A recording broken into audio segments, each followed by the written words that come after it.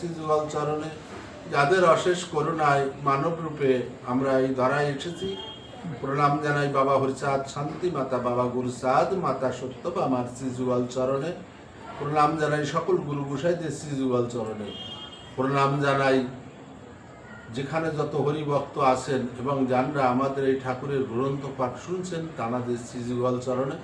আমাদের এই ঠাকুরের গ্রন্থ পাঠ চলাকালীন যদি কোনো ভুল ত্রুটি হয় নিজ গুণে ক্ষমা করে দেবেন, আশীর্বাদ করবেন আমরা যতদিন বেঁচে থাকি যেন সঠিকভাবে ঠাকুরের নাম করতে পারি। জয় হরি বল।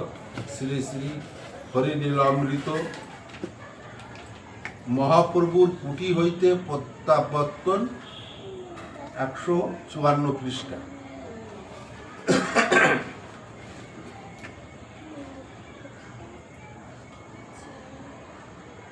মাধ্যাহ্নিক দ্রব্য যত উদ্বত্ত হইয়াছিল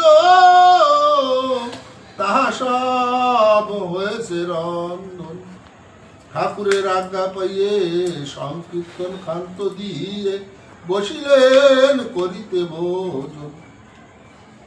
সদ্য গৃহীত মাখন আদি ঘোষ শেষে ক্ষীর দধি দিলেন প্রহ্লাদ চন্দ্র ঘোষ। এই যে প্রহ্লাদ চন্দ্র ঘোষ, এই প্রহ্লাদ চন্দ্র ঘোষ ঠাকুরের কুঠিতে যাওয়ার আগে দই মাখন দুগ্ধ এইগুলো নিয়ে আসি, এইগুলো উদ্বত্ত হয়ে গেছে। তা বলেছিল যে এইগুলো আমরা কুটির থেকে ফিরে এসে ভোজন করব।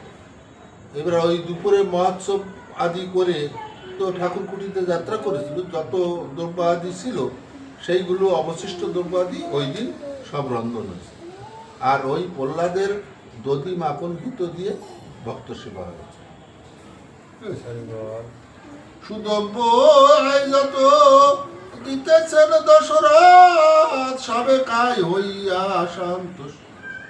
সবার ভোজন হলে প্রভু হরিচাঁদ বলে ঠাই নাই সম শয়ন দিবার।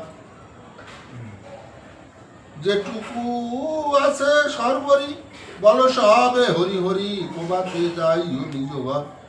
এখন মহোৎসব শেষ হয়ে গেলে ওই যে মহোৎসবে এত লোকের আগমন হয়েছে, এত ভক্তের আগমন হয়েছে, এখন তাদের শোয়ার জায়গা দেওয়ার মতো জায়গা নেই।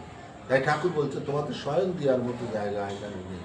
তোমরা আর অল্প রাত্রি বাকি আছে, সারা রাত্রি যেটুক বাকি আছে হরি নাম সংকীর্তন করো, ভোরবেলায় নিজ নিজ ঘরে যেও। শীঘ্রই আসো মন করি বলে সবে হরি হরি প্রেমাবেশে রজনী পুয়ায়। মহাভাবাবেশ রঙ্গে ভক্তগণ লয়ে সঙ্গে মহাপ্রভু যায় নিজালয়। হরিচাঁদ সুধা নীলা পদ্ম মধু পদ্মবিলা যত কিছু শুনে আসি তার, যে কিছু শুনি শ্রবণে ধ্যানে গানে দৈবে জেনে রচিতে বাসনা রসনা।